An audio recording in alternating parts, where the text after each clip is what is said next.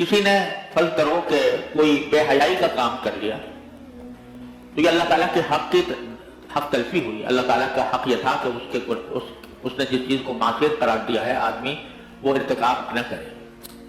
लेकिन जब तौबा कर ली तो अब उसमें तलाफी की कोई सूरत नहीं है, लिहाजा वो तलाफी वाजिब भी नहीं, बस सिर्फ गुनाह किया और गुनाह के बाद तौबा कर ली, वो गुनाह माफ हो गया। अब उसमें तलाफी का कोई रास्ता भी नहीं है और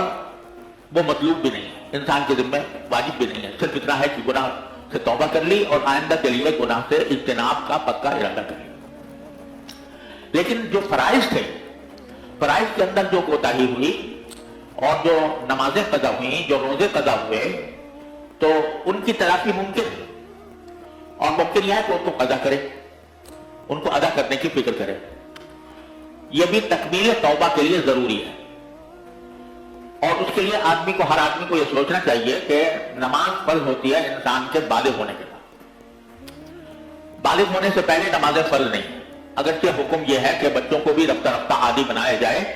सिखाया जाए। हदीस में है कि जब बच्चा 7 साल की उम्र का हो जाए तो उसको नमाज सिखाओ, नमाज पढ़ाओ, और 10 साल का हो जाए तो फिर उसको तंबीह के तौर पर मार भी सकते हो कि भाई तुमने नमाज क्यों नहीं पढ़ी, लेकिन शरअन उसके जिम्मे फर्ज नहीं। बालिग जब हो जाता है इंसान तो फिर बालिग होने के वक्त से इंसान के ऊपर नमाजें फर्ज होती हैं। बालिग होने के माना यह है कि या तो बुलूग की अलामतें जाहिर हो जाए, मर्दों के अंदर मसलन एहतलाम होने लगे, या बच्चियों में उनको माहवारी आ जाए, तो उससे वो बालिग तस्वुर की जाती है। अब ये अंदाजा लगाएं कि मेरे बालिग होने से लेकर अब तक मुझसे कुछ नमाजें कदा हुई हैं या नहीं। अगर हुई हैं तो उनका हिसाब रखें, और असल बात तो यह है कि उनको जल्द अज जल्द कदा करने की कोशिश करें। मतलब किसी की 100 नमाजें हैं, 200 हैं, 300 हैं, 400 हैं, 1000 हैं, तो उनको वो कदा करें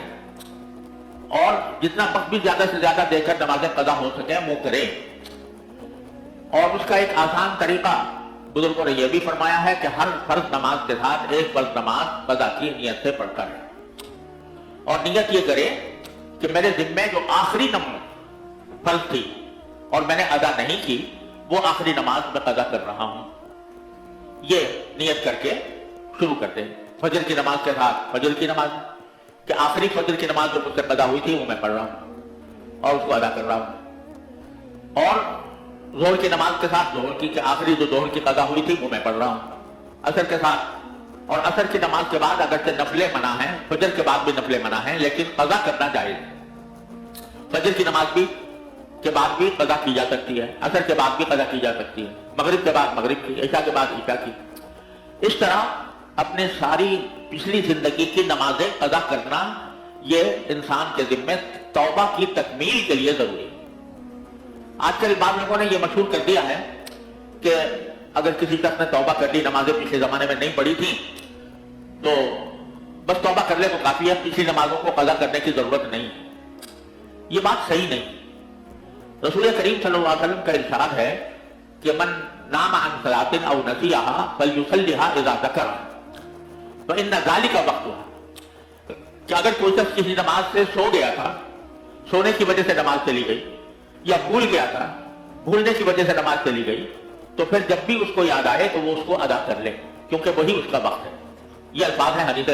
पाक सल्लल्लाहु अलैहि वसल्लम, हुजूर अक़दस सल्लल्लाहु अलैहि वसल्लम की हदीस पाक में। तो जब बात लोग कहते हैं कि ये भूल कर जो छोड़ी हो उसकी तो कदा है, और जानबूझ कर जो छोड़ी हो उसकी कदा नहीं, अजीब फलसफा है। यानी एक आदमी ने भूल गया, भूल कर नमाज छोड़ दी, तो ये तो एक तरह से एक उज़्र हो गया ना, उस उज़्र की वजह से नमाज छोड़ी है तो फिर उसकी कदा लाजिम करार दी। अब जो जानबूझ कर छोड़ी थी, यानी नमाज की फर्जियत जानने के बावजूद और गफलत में छोड़ दी थी, तो उसकी कदा कहते हैं वाजिब नहीं। है बिल्कुल अहमकाना बात है,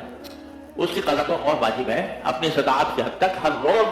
अपने नमाजों के साथ एक नमाज पीछे कदा करे, अंदाजा लगाए कि कितनी नमाजें मेरी कदा हुई हैं, कितने दिनों की हुई है, उसका हिसाब अपने पास लिखे, और साथ में ये वसीयत भी लिखे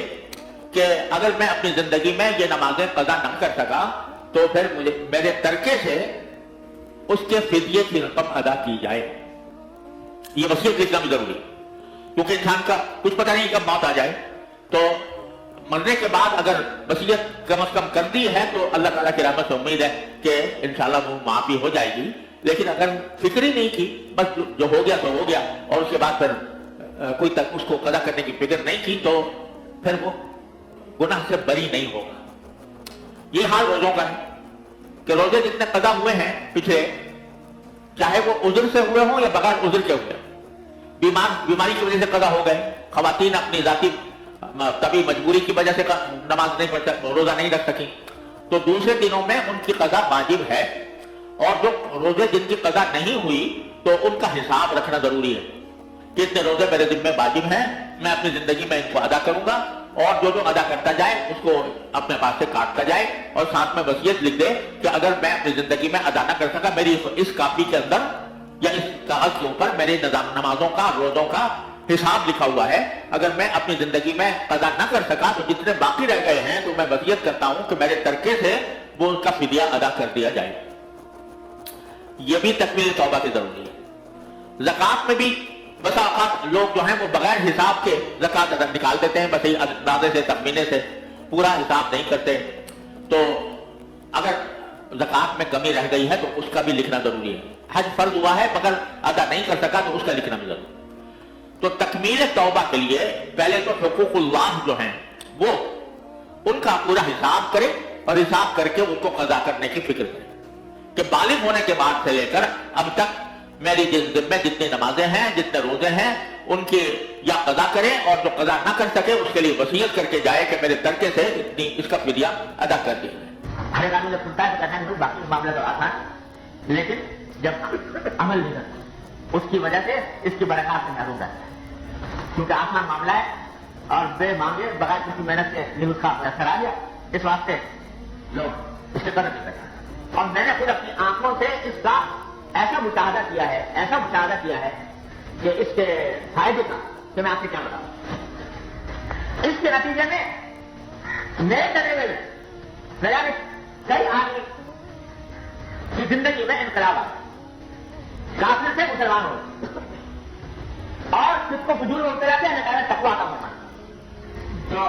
ये ऐसी चीज है तो मांगो, अल्लाह तबारक व तआला मांगने क्या रहता है, हर हमारे मामले में जो इबादत करने जा रहे हो, जो काम करने जा रहे हो, उसको उससे पहले मांग लो अल्लाह तबारक व तआला, या अल्लाह ये करने जा रहा हूं, अपनी रजा के मुताबिक काम करने की तौफीक कर। तालिब इल्म है, पढ़ने जा रहा है, तो जाने से पहले सबक को जाते जाते दुआ मांगे, या अल्लाह ये पढ़ने जा रहा हूं, अल्लाह अपने रहमत से इसमें बरकत अता फरमा दीजिए, और इसके लिए मेरा सीना खोल दीजिए, और मुझे सही तरीके से पढ़ने की तौफीक अता फरमा। उस्ताद है, पढ़ाने जा रहा है, जाते जाते रास्ते में दुआ मांगते जाए, या अल्लाह ये पढ़ाने जा रहा हूं, ये काम करने जा रहा हूं, अपने रहमत से अपनी रजा के मुताबिक पढ़ाने की तौफीक अता फरमा। कोई आदमी अपने फराइज़ मुस्तक़बिल को अदा करने के लिए जा रहा है दफ्तर, तो रास्ते में दुआ मांगता जाए, जाता है दफ्तर के काम करने के लिए जा रहा हूं, अपनी रजा के मुताबिक ये काम करने की तौफीक अता फरमा। जो काम भी हो, जिस काम के लिए इंसान निकले, तिजारत के लिए निकला है, तिजारत के दुआ मांगे, या अल्लाह तिजारत करने जा रहा हूं, अल्लाह अपनी रजा के मुताबिक करने की तौफीक अता फरमाइए, और इसको मेरे लिए रिज़्क़ हलाल का जरिया बनाइए।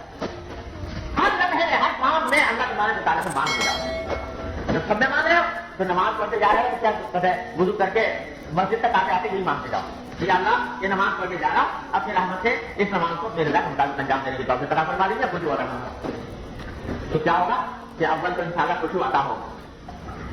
और अगर दिल भर गैर यानी तौर पर प्यारा निभर के आए तो अल्लाह तबारक व तआला क्या इंशाअल्लाह तुम मालूम हो, तुम्हारी पकड़ इंशाअल्लाह नहीं अल्लाह के रास्ते। तो भाई ये है तरीका हासिल करने का, अल्लाह तबारक व तआला अपनी रहमत से नफरत व करम से हम सबको इस पर अमल करने की तौफीक अता फरमाए। बात यह है कि कोई भी काम कदम बढ़ाए बगैर नहीं होता, आरज़ुओं से नहीं होता कि तमन्ना किए न कराए इंसान और कदम न बढ़ाए, इससे तो कुछ नहीं होता। लेकिन जब आदमी अल्लाह के लिए कदम बढ़ाता है तो अल्लाह